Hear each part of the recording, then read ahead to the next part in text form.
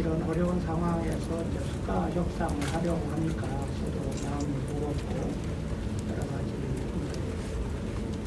걱정되는 우려되는 부분이 많이 있습니다.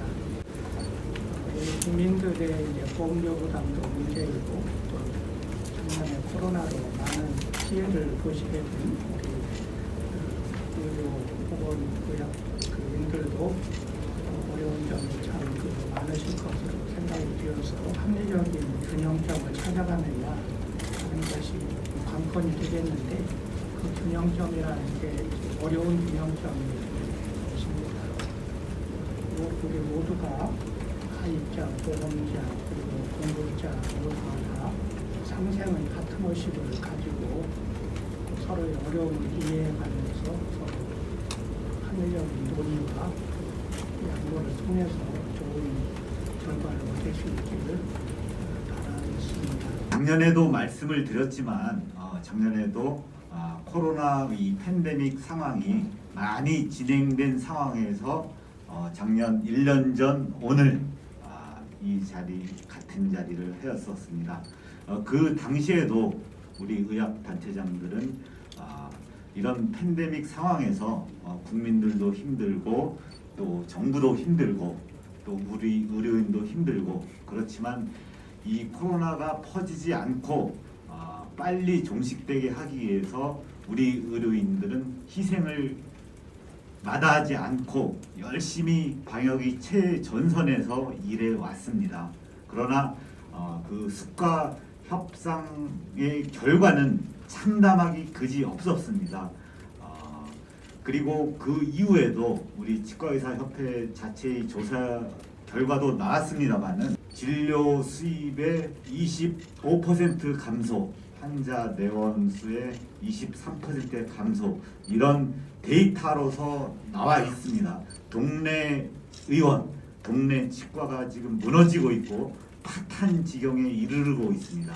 의료인들의 어떤 코로나를 종식시키기 위한 희생 또 여기에 대한 노력 또 우리 치과 쪽에서는 코로나에 대한 그 바로 앞에서 환자분들을 보시기 때문에 30cm 앞에서 환자분들을 보시기 때문에 굉장히 비말 감염에 취약해 있습니다. 그래서 이런 전파를 막기 위해서 마스크 또 페이스 실드 또 글러브 또 핸드피스를 환자 한 분 한 분마다 갈아 끼우고 거기에 대한 감염 관리 비용이 기본 진료 비용 못지않게 발생하고 있지만 전혀 반영되지 않고 있습니다. 의료보험 제도는 세계 어느 곳에 내놔도 자랑스럽습니다. 의료의 질, 또 의료의 접근성. 그러나 이 이면에는 의료인들만의 일방적 희생을 강요당하는 원가에도 못 미치는 수가라는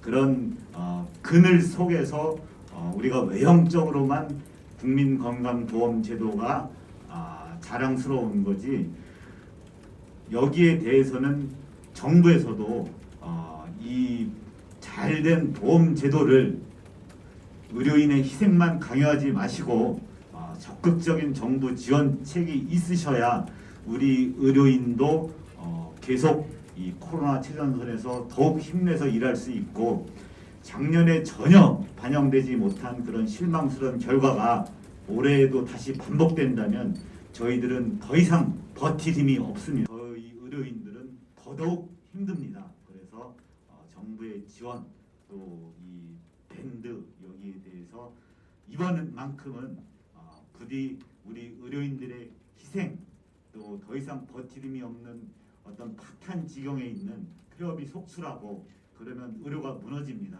여기에 대해서 충분히 감안을 해주시기를 간곡히 요청드리고 이번에는 꼭 기대를 해보겠습니다. 작년에는 전혀 반영되지 않았습니다. 네.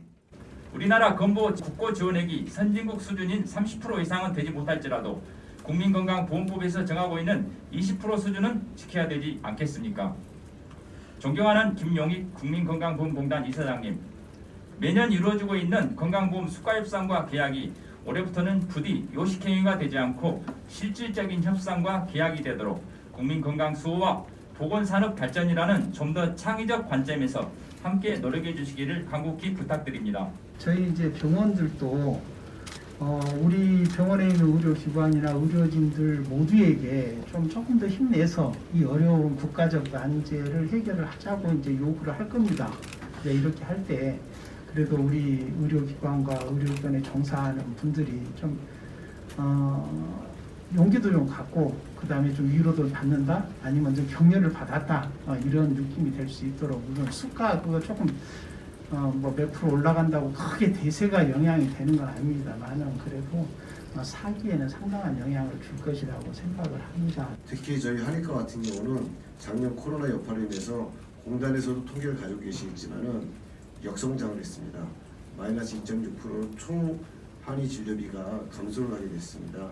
그런 부분도 좀 감안을 해주시고 무엇보다 그 국민 건강 시스템 자체가 진료 환경 시스템이 무너지게 되면 지금 같은 코로나를 극복하는 데는 더 우리한테 좋을 것이 없기 때문에 일선의 의료기관들이 버틸 수 있는 어떤 특단의 배려가 필요하지 않나 이렇게 생각하고 있습니다.